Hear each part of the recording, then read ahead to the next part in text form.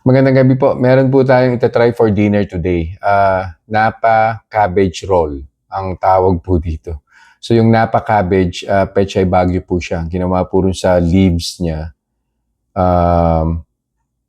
Binlunch po siya sa mainit na tubig para ma-roll po siya ng maayos. So parang gumagawa ka po nito ng lumpiang Shanghai or lumpia.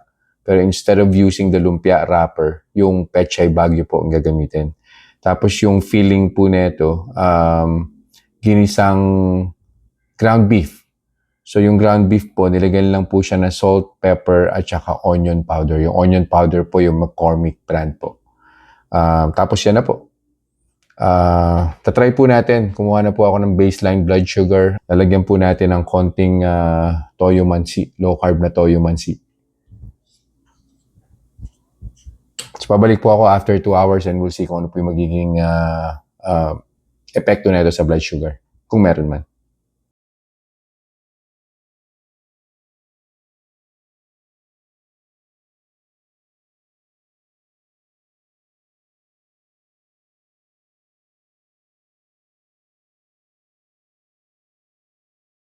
Reminders lang po, huwag pong mag-a-unli. Always eat in moderation.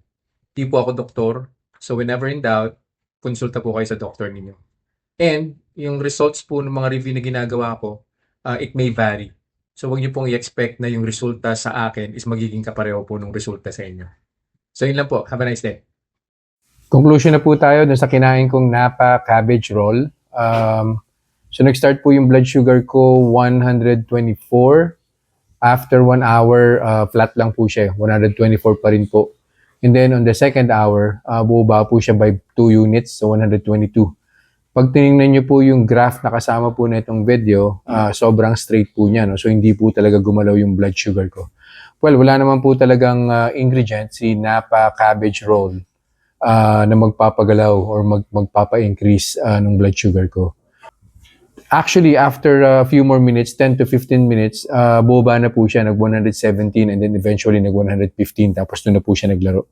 Tapos, some things to take note of.